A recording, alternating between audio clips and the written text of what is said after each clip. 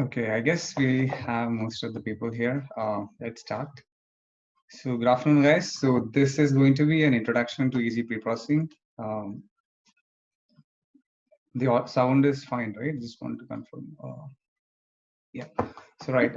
So, the main idea behind this workshop is so that you guys are comfortable with handling an EEG data on your own. So, I'll be sharing a code at the end of this workshop, most of which is commented, and I'll be running through some of the steps in the meanwhile. Um, Before we go into the actual coding part, we just want to understand what we are dealing with, right? When we talk about EEG, Andrew, I think he in the first workshop he clearly gave a good explanation. So whenever we measure something from the scalp, let's assume that this is the electrode. We are not really picking up electrical signals right beneath the scalp. We are actually picking up from multiple population of neurons somewhere in the brain. And at the end, what you end up getting is basically these squiggles, right? And we have to make sense of the signals. And a few things that we might be looking for is how the actual squiggles increase in amplitude, or how it actually slows down or becomes faster, how the oscillations change, right? Whether it might become faster at some time, it might be slower at certain other time, or it could be that one region might be informing the later region. So there are multiple factors that you might be looking for, but in order to do that, uh, we have a couple of steps. The first, I mean, the whatever I mentioned is called processing, where we actually look at the brain signals and try to make sense out of it. There are a couple of ways people go about doing this. One is hypothesis driven. You know exactly what response you're expected to get, and we place a hypothesis that for a particular group, this is going to be high or this is going to be low. But it can be an exploratory analysis where we don't really know what exactly is supposed to change. So we look at multiple features, more like a detective investigating a crime scene, right? You see what is happening, what is changing, what are the things that you can find, and try to make sense out of it. And for the sake of this particular tutorial, we will not be going over this side. We'll be explaining the pre-processing states. And also in the meantime, I'm not able to see the chat or anything. So if anyone has any questions, just unmute and let me know any time in between. Right. So pre-processing in general corresponds to cleaning of the data. For those of you who are familiar or work with EEG, you know EEG is very artifactual. It's easy to be corrected. And the reason for that being the signals that we are measuring is in microvolts. And think of it, right? The batteries we have is in volt, and what we are measuring is in microvolts. So there are a lot of potential areas where the EEG can be corrupted. The things about pre-processing is it's very time consuming, and most of the time it's not fun. That's a disclaimer out there. But the good thing is if you do it once, you don't really need to do multiple times. A thing I need to emphasize is do sanity checks whenever you do this. By that I mean whenever you do a function or write a function, make sure that function is doing what you're expected to do. These are just a basic background. I just wanted to introduce you to those things. These are requirements for you to run this code. You should have Matlab 2018 or later, have an EEGLab already downloaded and shipped. And I've sent the link in the chat. If you haven't received it, just let me know. I can send it again. And then there's this function. I mean, there's a script called pre-processing the tutorial. So whatever I'll be explaining in this session, it's going to be there in there. And the good thing about data, it's a fully you can actually run everything on the example data set that was given to you in the workshop 1 and 2. So after this session, try working with that code, and you'll be having a working script with you at the end. Right. So going straight, the first steps here, or the basic thing you need to do is have Matlab installed and load the EEGLab toolbox into the Matlab environment.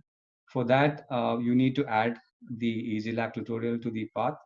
I'll be most of the sessions here are going to be script based because I'd like you guys to start practicing that. There are a couple of ways you can work with EEGLab. One is graphical user interface where there's a GUI. I guess some of you might have worked with that, but I would say it's best if you start working with the script. So the code to add path to the actual EEGLab is this. Replace that with the corresponding address in your computer. You can either do this, or there's another way. Go to Matlab. Whenever Matlab opens, there's going to be a home option here, and if you go to the side, there is something called set path. click that option. And if you, there's an option again called add folder. If you just add this particular folder into there, EEGLab is going to be there in your Matlab folder by default. Now, the first step when you actually work with the data is getting the data from the computer PC to the Matlab itself. And for that, you first run EEGLab and then call this function. It's called pop load brain vision. So this particular tutorial is aimed at loading brain vision data. There might be other functions for different systems. So if you see here pop load BV, that corresponds to brain vision. So for other biosemi systems, there's going to be different functions. You'll have to check it. With all the functions I have a template, what it's supposed to be outputting and what are the inputs here. So the first step is load the data, and you also need to load the channels. The only thing you need to check is here, make sure the file names are mentioned. Whenever you save a brain vision data, it saves as .eeg, .vhdr, and .vmrk. So you need to load the vhdr file here. And that's now we've actually loaded the data into the EEGLab. Now, a few steps that I typically do is one of the first steps is downsampling.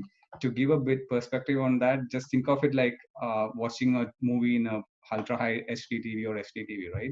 Sometimes you just want to watch the video. Let's say you're watching Friends. It was just shot a while back where there was no ultra high definition available.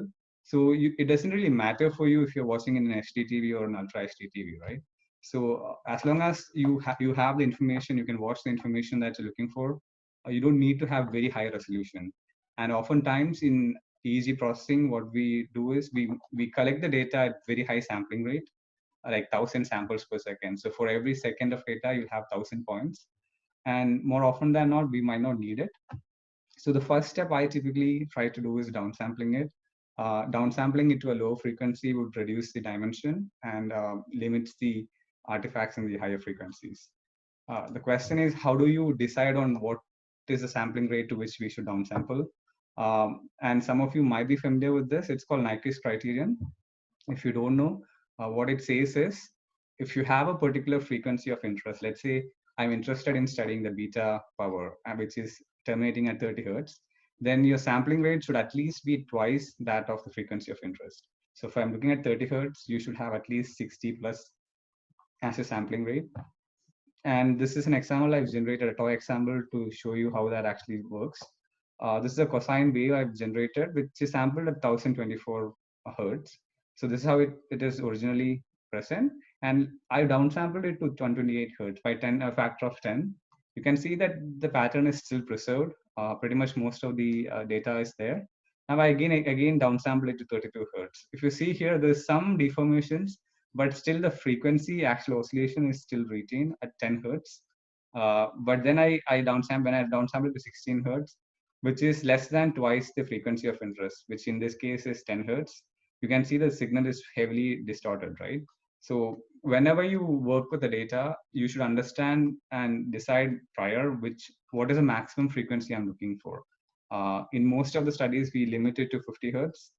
Because because of the nature of the EEG, the higher frequency power for one factor is very less, and also artifacts in higher frequencies are higher. So we try to limit it to 50 hertz. So the maximum you might need is 100 or 200 hertz. So one of the first steps we try to do is downsampling it to a suitable length. It helps with reducing the computation speed and everything. So that's the first step we do. And in that code that I sent pre-processing, if you guys open it, you will be able to see that each of the section I've commented it out. So this is basically the code that you use to downsample. It's very simple. This is the output variable and this is your input variable. In this case, both being the same. Give me one second.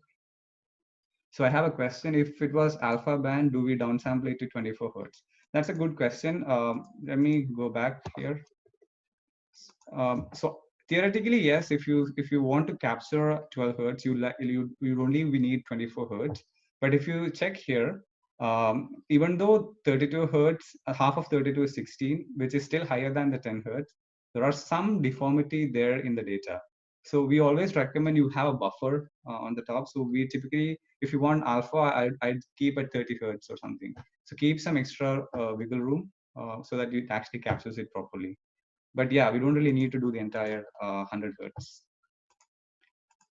Right, then the next question. Oh, yeah, never mind. So this is to resample it. It's very, because the reason why I wanted to show within scripting is it's not as hard as we think it is. Working with the GUI sometimes might be less intuitive. It's going to be very hard. So I'd recommend when you're starting off, try script language. Don't go to GUI. Give me one second. So that's another question. Is the reason we downsample computation boundary? Yes, it's actually one of the major reason is there are a couple of reasons. One is computation power. A lot of this process it would involve point by point operation. So if you have 1,000 hertz, it's going to take a lot of time. But another factor is just imagine a situation where you know your study involves a lot of artifacts, like you're moving a lot, you're significantly moving. So then there's a good chance that the muscle artifacts would be corrupting your data. And generally, the muscle frequency spectrum, if you compute it, it starts from 30 hertz and upwards. So if we remove the frequency above 30 hertz, you're minimizing the effects of muscle artifacts from your analysis. So it really depends on your study. So this is something I need to re-emphasize. There is no single pipeline that works for every data set. It's very subjective. So one reason definitely is computation power. The other is depending on your application. Sometimes you want to limit the noises, higher frequency noises. So we downsample it. So great question, thanks. The next is high pass filter, right? Before we do any sort of cleaning or pre-processing, we really need to understand what are the noises that the EEG can actually have. And I'd like to give an analogy with a student inside a classroom. This is basically how we measure the EEG. Think of the electrode as a student inside a classroom, and the measurement, the electrical activity that you're measuring is the attention level of the student in the classroom. And there are multiple other factors. There is gel you put inside the electrode, there is caps, there is skin, there is sweating. There are multiple factors inside the classroom, like a teacher or the actual temperature and everything, right? So the student's attentive level depends on multiple environmental factors. If the lecture is really boring, over the period of time, it might actually drop down significantly. And if there is something interesting happening, the attention span might increase over the period of time. There are multiple factors that can affect the environmental factors, right? Similarly, in terms of the EEG, this is the electrode, but there is a multiple layers in here. We have a gel, we have skin, we have multiple other layers beneath that. All of these are electrical circuits in itself, and they whenever there's an environmental factors, their properties change. So over the period of time, there's a slow drift that the EEG sort of picks up. Because of the electrical property of the environment basically changes. It could be that sweat increased, or it could be that the gel actually dried up. So all of these factors would change the electrical property of the contact. So slow drift would be present in your data. To do that, we do a high pass filter, which is generally at 0.1 to 2 hertz. Essentially, what it does is we remove every signal below 2 hertz or the cutoff frequency. In this case, it's 1 hertz. So after doing a 1 hertz high pass filter, you basically get something like this. A slow drift is actually removed. So that's one of the first things that we do in this process. And this is the code for you to do that. There's only two lines you need to check. One is the generating the Butterworth coefficients. This is to say at what frequency you want the filter to act on. So FC corresponds to the cutoff frequency. So here I'm generating a filter at 1 hertz, and this first argument here corresponds to the order. It's the order of the filter. So if you don't really have any strong reason to change it, keep it at 4 or 8. That's generally worked pretty well. This one is the cutoff frequency, which is 1 hertz, divided by half the sampling rate, which goes back to the Nyquist criterion, right? So it is in a way of normalizing your frequency, your intended frequency normalized with the maximum frequency it can measure. And the third argument, this can also change. Right now we want a high pass filter, so we mention this to be high. If it's a low pass filter, we will mention this to be low. So after running this line, you will get two coefficients. Then you feed it into a fill function, which I would assume you learned in the I think Kevin had a session on this. So this will filter the actual data. So you'll remove 1 hertz data from here. Now going further, this is very critical because we really need to know what are the potential artifacts the EEG can have, right? Only if you know what are the artifacts present that can be present in the data, can be removed then. So these are a few examples of the biological artifacts. Whenever we have an EEG, it's not just the brain signals. The figure on the left shows where these sources come from. You're going to have a lot of eye movement artifacts. You're going to have a lot of muscle movements generally generated from the cheek or the neck or the jaw. Then you'll also have some cardiac artifacts. Now, this in particular, cardiac or heart-based artifacts are less. We haven't seen much in our data sets, but these are general biological artifacts. Now, are these the only artifacts? No, there are multiple other factors. There are line noises, for example. Sometimes when you have electrical appliances nearby, or if you actually plug into a wall socket, it can introduce 50 hertz or 60 hertz depending on where you are. So those artifacts are there. Some cables might be pulling, so cable artifacts might be there. So these are some of the common artifacts present in the EEG. But we should be aware of what are the potential artifacts that can be present in my data. Only then can we find what are the methods I can use to remove those things, right? Now the next step after the high pass, so I remove the drift.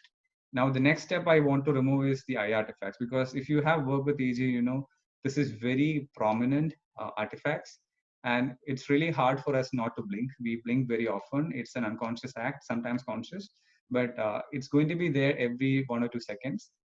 So it's going to corrupt a lot of your data. And your eyes are more like a battery, right? Whenever you close your eyes, it discharges. And that is much higher amplitude compared to your actual brain signals. So if you see here, these are the eye artifact. It's much stronger than the actual brain signals. We have a filtering mechanism, filtering steps we use in the lab. It was mainly developed by the lab also. It's called H-infinity filter. Um, to explain how that works, I want you to think of you having a dough, right? Having a dough of making a cookie. Now, if I ask you to cut out a shape as shown here, and you don't really have a mold, you just have a knife. Now, if I started cutting it, there's a good chance that I might not be just cutting the shape. I might be taking out some other parts from outside the shape. I might be leaving some cracks here. It might not be very clean. I might be removing more than what I actually needed. Or sometimes I might not even be removing the actual shape.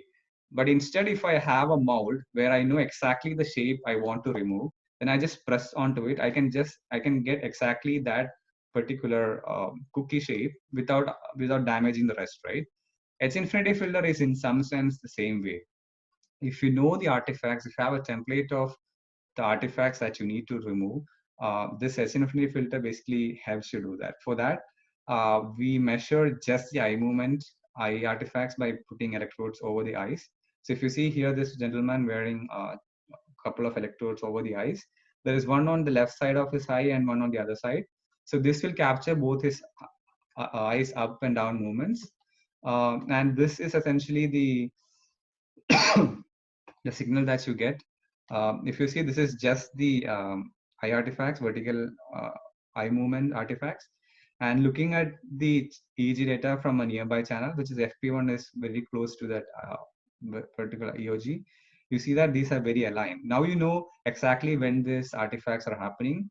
So this particular filter, S infinity filter, it's an adaptive filter. So you feed a reference signal, which is the data from these sensors, and you have the actual contaminated EEG with the muscle artifacts. So adaptively, point by point, it removes that artifact from your data. Now, what I have here, this is just showing how the contribution of these artifacts vary across the head. Now, the first one corresponds to the eye blinks. So the eye blinks generally are weighted heavily in the frontal channels. So the frontal channels are heavily contaminated by the eye blinks.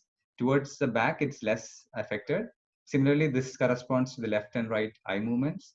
You can see there is a polarity from left to right. So that corresponds to how the channels are weighted according to the actual eye blinks. Now, H infinity helps you to remove this iteratively. And this is basically a code for you to do that. This might be a bit involved, so I don't want you to be scared. The only thing that you need to know is this particular line. This is where you say what are the channels that corresponds to my EOG channels, 17, 22, 28, 32. Are my Akshay, are you there? EEG? Yeah. Do you have a question? Was there a question?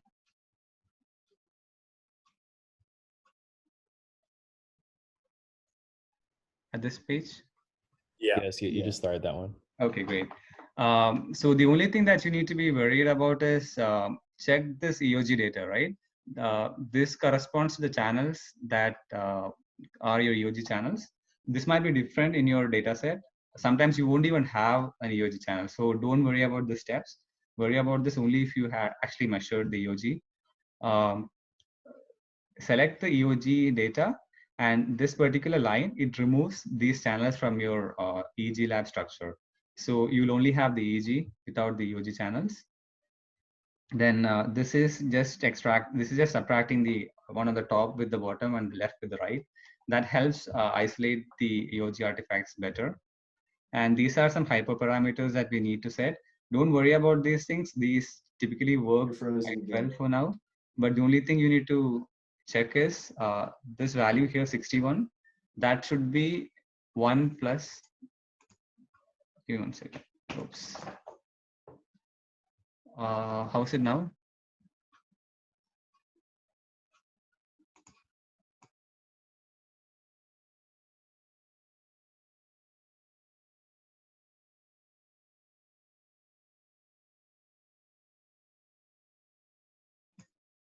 Is it back or still froze?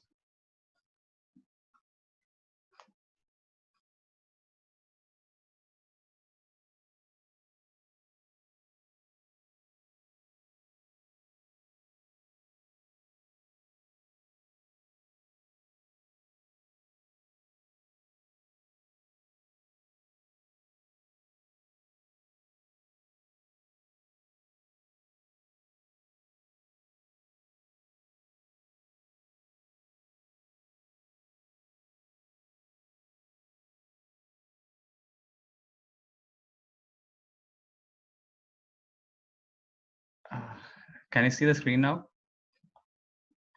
Okay, maybe this screen is not good. Let's just go to the next one. Right, so this you have the code here. Basically, this is going to clean the eye blinks and the eye movements using the S-infinity filter. And let me see. Right, then it's the low pass filter. Oops.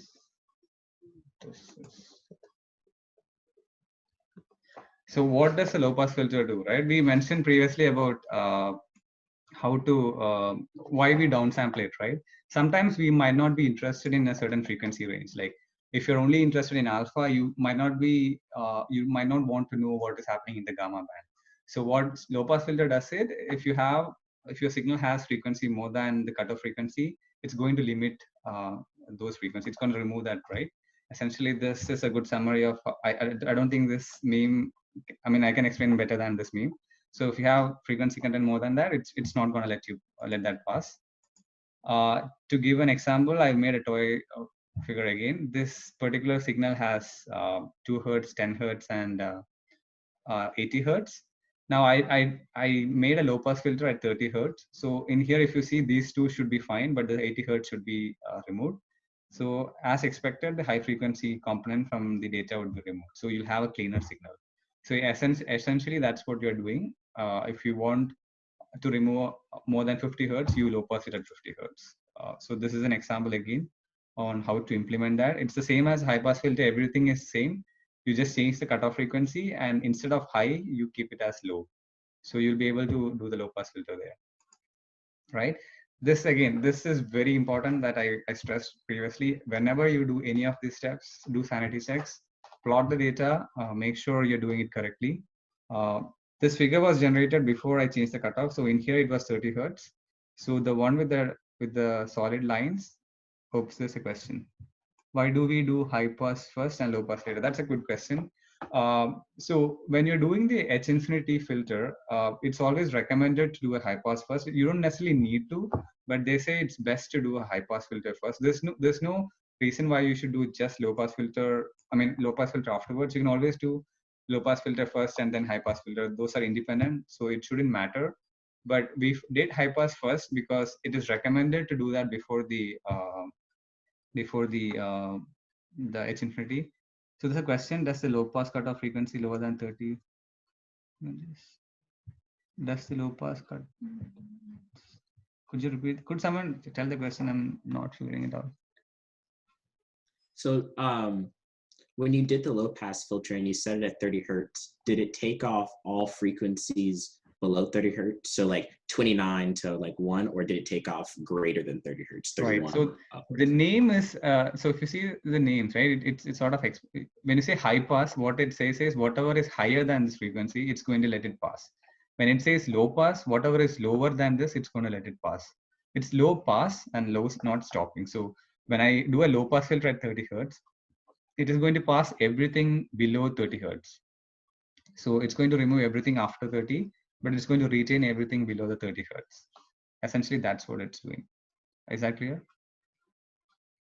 Yes. Yes. Okay. Thank you. Great. So always plot the data, because if you see here, the blue here is the original data, which has power in the very high frequencies. Now see the high pass filter, which is the blue, the red line here. This is a cutoff frequency of high pass filter, which is at 1 hertz. If you see right at 1 hertz, the power is reduced. After that, it's retained. It's basically following the same trajectory as the other one. Then you do the H infinity. It's harder to see here, but H infinity is actually overlapping with the LPF value here. The reason why there's a small change from red to the yellow or the violet is eye blinks are generally in the very high frequency, delta or theta band. So that's why this small change in power happens. And then we did the low pass filter, right? It was at 30 hertz. If you see here, everything until that point was same, but after 30, it basically drops down significantly. So that makes our filter is working fine. So it is it's playing out as we expected it to be.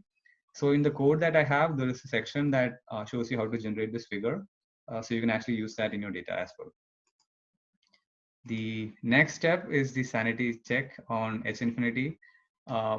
We have multiple hyperparameters we set, so sometimes it might not work. So always plot the data before and after the H infinity. So this is from 2 of the channels, one in the front and one in the back. As you remember the figure before, the eye blinks are mainly in the frontal channels. So this was before H infinity filter. After the filter, that's pretty much cleaned. So you have very minimal of those eye blinks retained. Similarly, in that region corresponding to the blink, there are some contribution here, but even that is removed after the H infinity. So this helps clean most of the eye blinks and eye artifacts. Right. So this is one of the first steps that you need to do with the cleaning. Now let's do a recap. Right. What did we do? We have a high pass filter. We removed the slow drift. So that is taken care of. Then we had an H infinity, eye blinks. We removed that. So eye blink contribution is minimally present in your data right now. The next step is a low pass filter. We removed everything. We limited it to the frequency band of interest. No, I want to look at the data in 1 hertz to 30 hertz or 1 hertz to 50 hertz. This is what I want. So I have the data in this particular band. So as of now, that is what we have. So at this point, I would generally save the data. So this is a command I do to do that. EEG clean VO. That just saves whatever we have low pass filter data into this particular variable. The next step I do is I want to remove some segments. There might be regions where you just move your head or you did something, you scratch your cheek or something, right? So there might be some artifacts which is not repeating, but at certain time points that's going to be there. To remove that, I generally, unless you have like hundreds of subjects, I typically look at them individually and try to remove them. To do that, first go to type in EEGLab, go to load existing data set, and inside tools, there is an option called inspect or reject data by eye. Once you click that, you'll be getting this screen, this pop-up screen. So you'll be able to scroll through the data. And in the current example that we have, it's from the data that Andrew gave. We don't really have much noise in the data I'm looking for. So this is from a different example. So don't be surprised if you don't see this in the data. So let's assume that this is a region that has, this is a baseline condition. So ideally your signal should be like this. So this region looks a bit suspicious. That might be when they were cleansing their teeth or moving their head. So I'd like to remove that. in order to do that, I'll just scroll and select the region that I want to reject. So I just scroll and select the blue line corresponds to the region I want to remove. And in the bottom right, there's an option called reject. Then you can actually reject that particular section from the data. That's the step for removing bad segments. You can also do it with the code, but I would only encourage you to do this only if you know which sample these artifacts correspond to. So here I assume that the artifacts are between 1 to 1000 samples or between 150K to 158K. So this will remove the segments corresponding to that. The next step I would generally do is remove bad channels. There's a good chance that when you do the gelling, one of the channels might be bad, or during the experiment, they actually move the head very fast and one channel just popped out. So you might need to remove them. To give an example in here, if you see this particular line, this particular channel, that seems quite noisy compared to everything else. So I would in general remove that. And the code to do it is pop select EEG your previous channel and previous data, and then select the channel you want to remove. That essentially removes the channel. In the toy example, again, there wasn't any bad channels, but just for the sake of this tutorial, I just removed channel 12, which it was from the temporal region. So it's not too important for us. But generally, this is the format you need to do. Right. The next step is artifact subspace reconstruction. Now, this might be a bit involved. So this requires another session to explain how it works, but I just want to let you know what it actually does rather than how it does. There's a good chance sometimes that in your data, there might be burst artifacts, like some of the cables might be pulling, or you shiver some channels.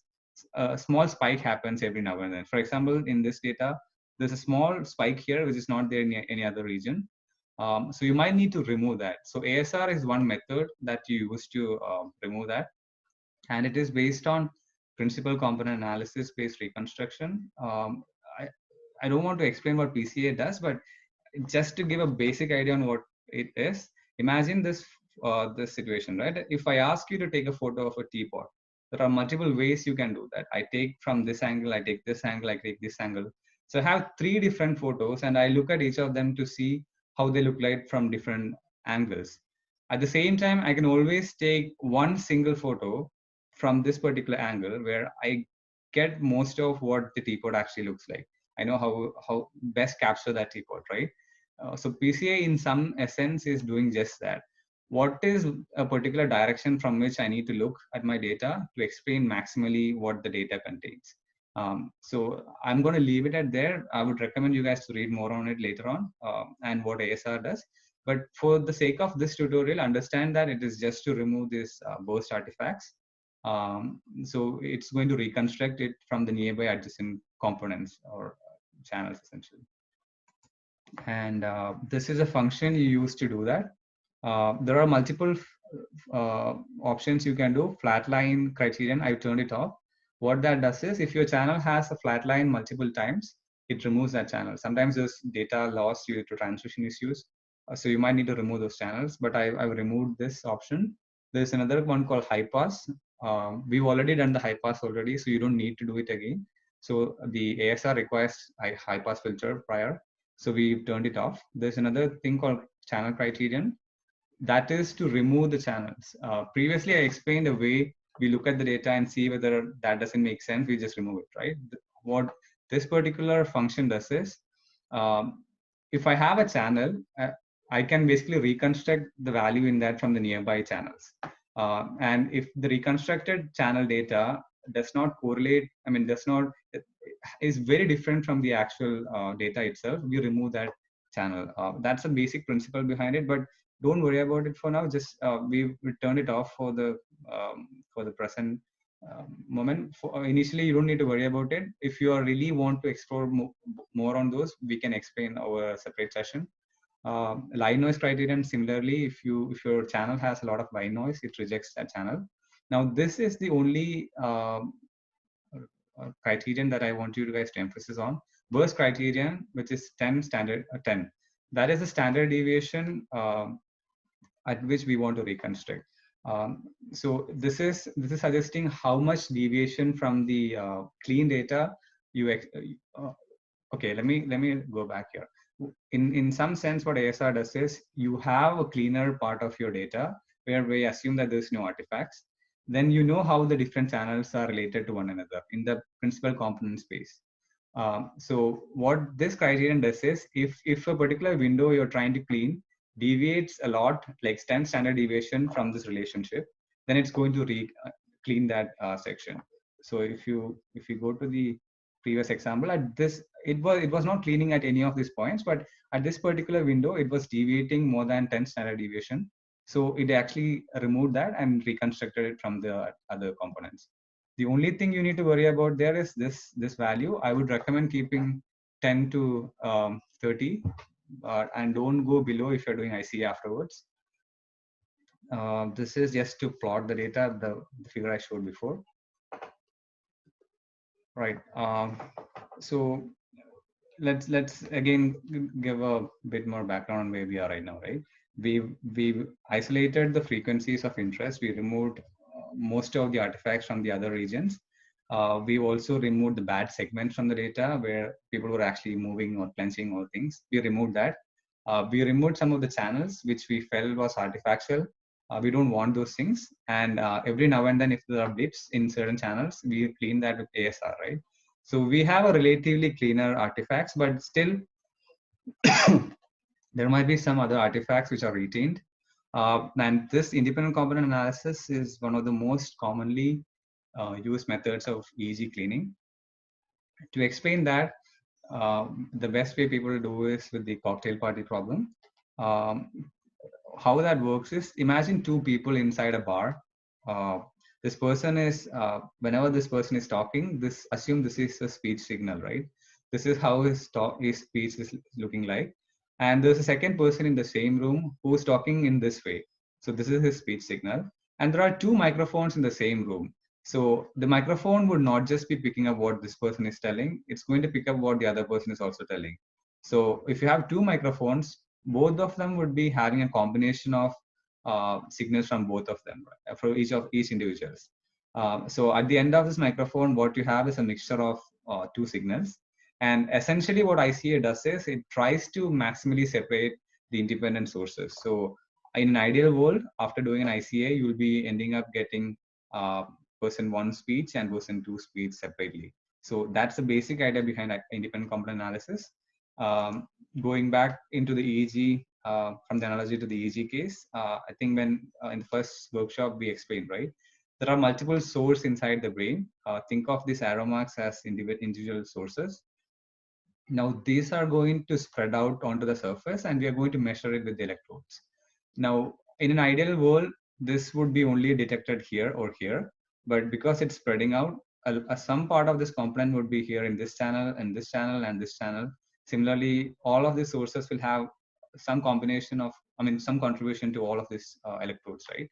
So ICA, what it tries to do is, given that what I'm measuring is a combination of multiple sources, I want to separate them as much as possible to individual sources. So ICA essentially helps you do that. And in order to do it, implement in a code, this is what you do. Pop run ICA is the code or command to do that. And this is doing based on, don't worry about the settings, keep it default, don't change it. In generally, you don't need to worry about these things. EEG ICA would run the ICA decomposition. And at this stage, I would still save the data because I want to see what are the ICs that I'm currently saving. To do that, especially 2018 B+, they have a new toolbox called label components, IC label. Load the saved data after the ICA decomposition, go to tools, go to classify components using IC label, and there is a section called label components, right? When you click that, you'll get this pop-out box. And there are a couple of options that it's going to ask you. One is, what are the components you want to plot? By default, it's going to plot all the components you have. And this is the frequency range. This is telling you what frequencies you're interested in looking at. Just keep it at 2 to 50 for now. And this is the screen that is going to pop out. Okay, let's see what does this mean, right? We've separated the data into independent components. Now, what each of these top-up plots, that is what these things are called. what this represents is how much of these channels contribute towards that particular IC. So the first independent component is heavily weighing on the channels in the back of your head. Now the independent component 12 has a higher contribution from the channels in the parietal region. Independent component 13 has a contribution from here, and IC component 11 mainly has from the periphery, right? So it gives you which channels are contributing most to each of those independent components. And a few, the good thing about the IC label toolbox is it gives you a probability of what these ICs corresponds to. So for example, it says it's 99.4% confident that this is a brain signal, brain component. At the same time, here it says it's 90% confident that this is muscle artifacts. So take this with a grain of salt. It might not be correct always. So you should use your judgment on how to decide which one is artifact or not. So yeah, Chase has some example on PC example, I guess, or you can go over it afterwards. So just to show you an example of what an ICA component looks like, right? Before removing the bad ones, we need to know how a good IC looks like. These are typically a good IC because it has a broader spread in the parietal and occipital region, and has a good alpha peak and a beta peak. So this and the temporally that seems pretty decent amplitude. So I would retain this IC. Similarly in this one, it is in the central region and it has a beta peak in the beta. So I would still keep this particular IC. Now there are certain ICs which have very common characteristics which have been studied multiple times, right? One of them being eye artifactual ICs. So if you see here, these are very much localized in the frontal regions. And if you see the Ph.Ds, eye blinks generally have a very steep 1/f curve like this. There's no peaks in alpha or beta, and it's localized in the frontal regions. So generally, I would mark this as artifactual IC and remove this. Now, as I mentioned before, in this particular label, it says this to be other, even though I would classify this as eye because to me, this seems more like an eye artifacts than another artifact. So I would actually remove this. Similarly here, it's still localized in the front. Here, however, they also mentioned this to be eye because the eye artifacts, I mean, the PSD is very flat and it's localized in the frontal region. So I would remove this IC. There's another IC, it was in the back. If you see this, they say it to be muscle. And how do we say whether a component is a muscle artifact, right? It's actually one of the easiest way to identify because the power, if you see the PSD, it increases towards the higher frequencies. EEG in general, the power actually drops down. If you go back here, almost all the ICs, it actually goes down. That is how it should be. But if you have muscle artifacts, it would actually be increasing over the frequencies. And generally, you'll have a muscle spindles, and the ICs are localized mainly in the peripheral regions or the end of this head. That suggests that it's actually coming from the neck or the jaw or something. So these are 3 ICs that we have in this particular data. Now, how do we remove that? We identify which are the ICs that we want to remove and then go to tools. There's an option called remove components from data. And then we select, when we just input the numbers 11, 17, and 20 here. And then it's going to remove those components from the data. You can also do that with the code. This is a code for doing that, pop subcomponent 11, 17, 20. That's going to remove those components from your data.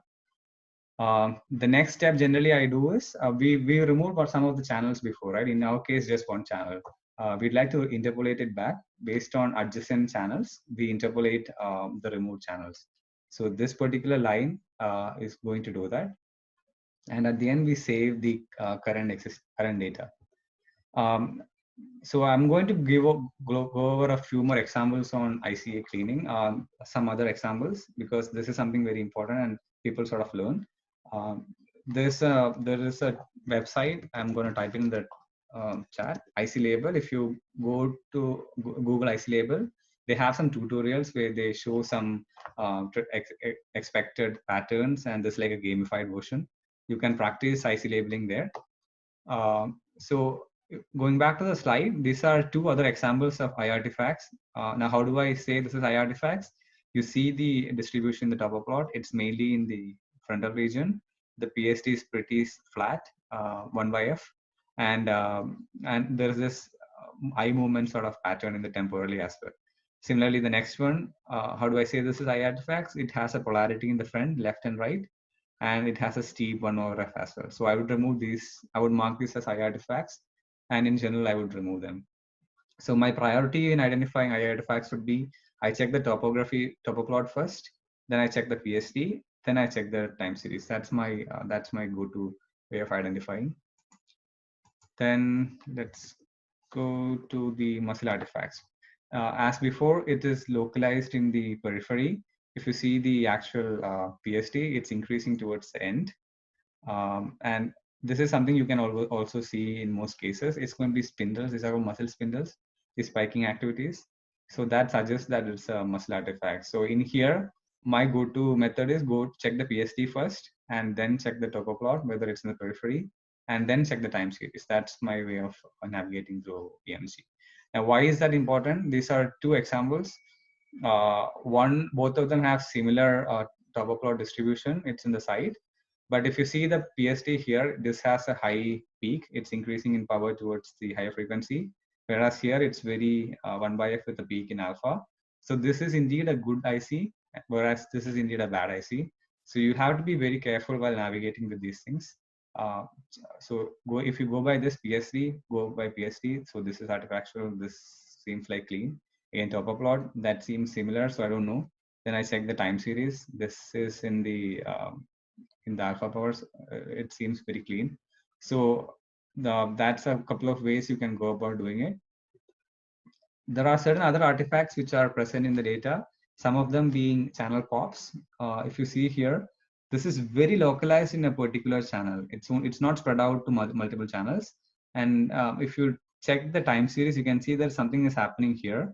So maybe the channel popped out at that time point. So this is a good way of knowing. So in these cases, how do I go? I check the topoplot distribution. It should be localized to a certain channel.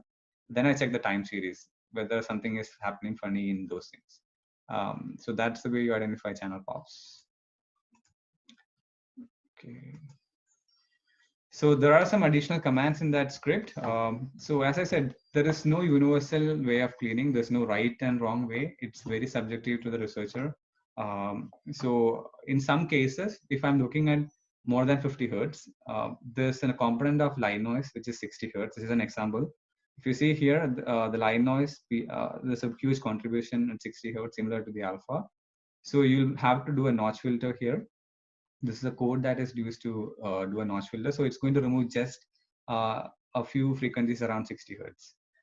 This code is for you to do that. And sometimes you might also need to do average referencing. Don't worry about these things. These are specific things which if you want to do, you can do. But I typically try to not use them unless I really need it. Again, going back, as I said, right, there's no universal way of doing it. This example is from one of the studies I'm working on. It's a balance law study. So if you see this IC, this seems like a very nice pattern. It seems, I don't think the brain is that great to have this pattern of activation. I wouldn't expect this to be a normal scenario, right?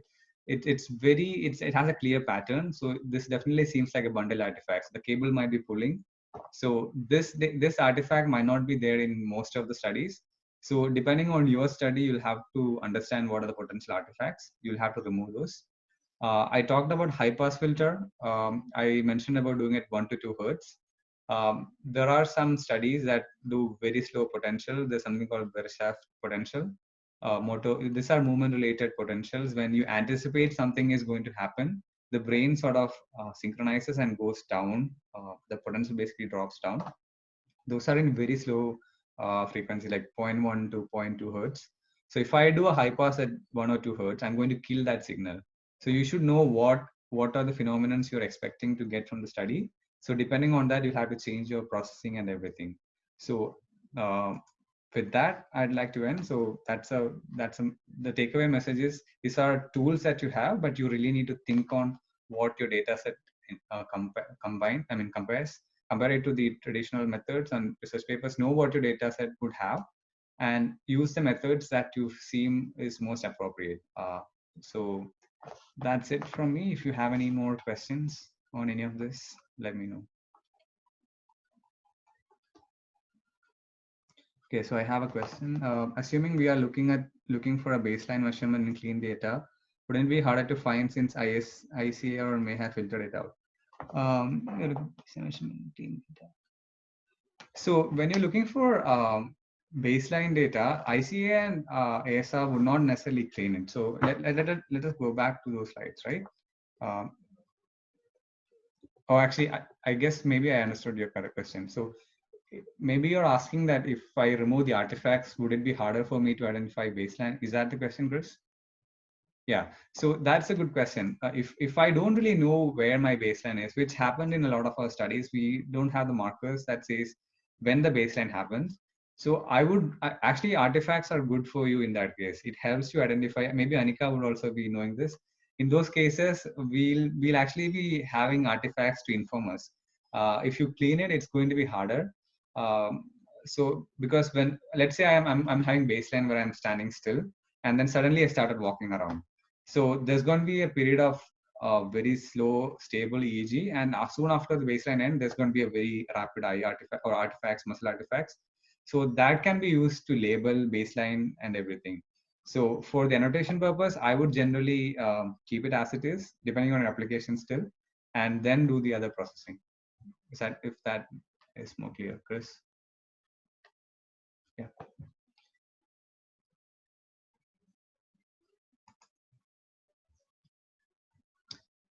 Any other questions?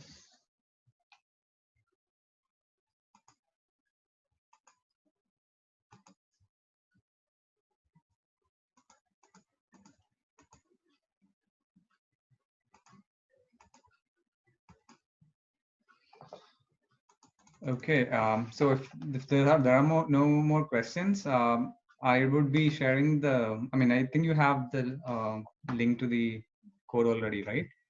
If you don't, I'll share it again. Let me see.